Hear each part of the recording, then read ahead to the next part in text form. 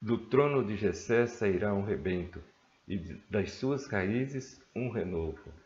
Repousará sobre ele o Espírito do Senhor, o Espírito de sabedoria e de entendimento, o Espírito de conselho e de fortaleza, o Espírito do conhecimento e de temor do Senhor. Olá, bom dia, tudo bem? Estamos iniciando mais um estudo com os nossos olhos na lição. Hoje o assunto é sobre a volta de Jesus. Olha que promessa, meus queridos. Enquanto você vê no livro de Isaías, capítulo 10, um povo sofrido, um povo corrupto, um povo orgulhoso, um povo que estava distante de Deus, mas mesmo assim existia e foi descrito nesse capítulo um pequeno remanescente.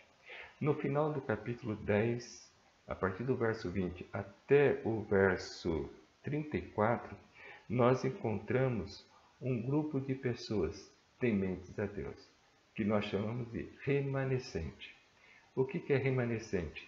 É um grupo de pessoas que continuaram, mesmo em fase da morte, das injustiças e da corrupção.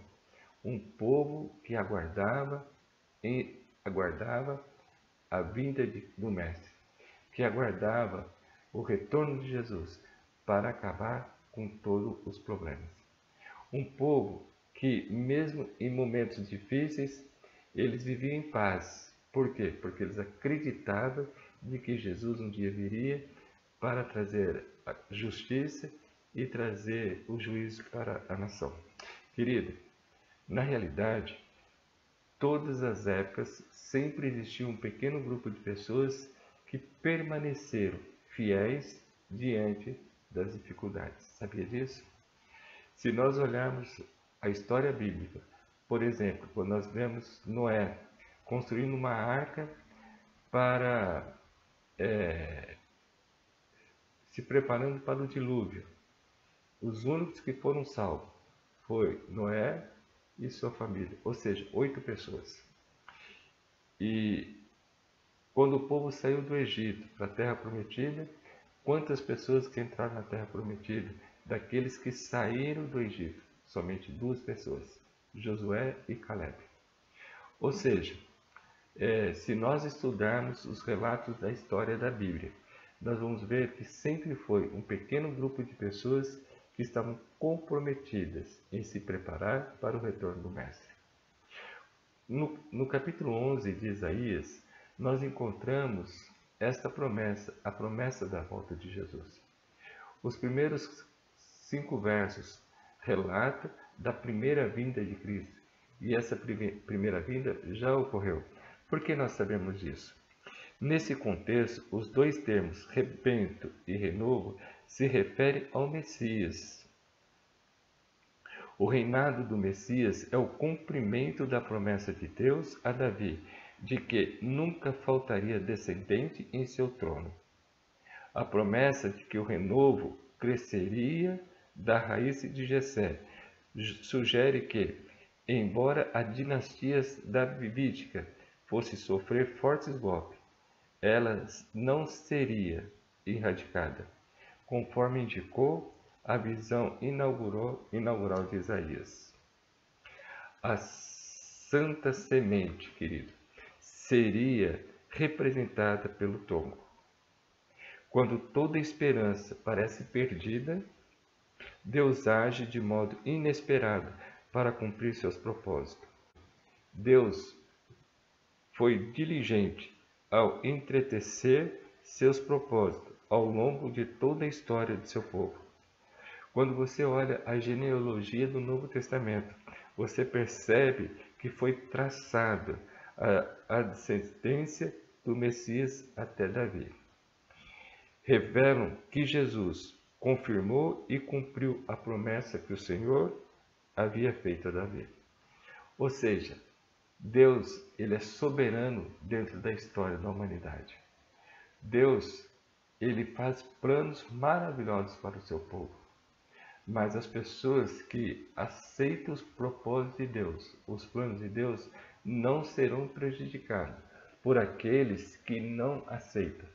Ou seja, o remanescente, um grupo de pessoas que estão comprometidas em se preparar para a volta de Cristo, jamais serão decepcionados pelo fato de que outras pessoas não estão preparadas. Sabe por quê? Porque Deus está dando oportunidades. O que seria o rebento, ou o renovo, no caso? Os autores do Novo Testamento compreenderam que o lugar em que o Messias mora não é insignificante e tampouco foi estabelecido por acaso. Quando Jesus nasceu lá em Belém, uma cidade pequena, uma cidade insignificante, não significava que Jesus também era um ser insignificante. Pelo contrário, Jesus, ele cumpriu com as promessas ou com as profecias que estavam relatadas, por exemplo, no livro de Isaías, capítulo 53.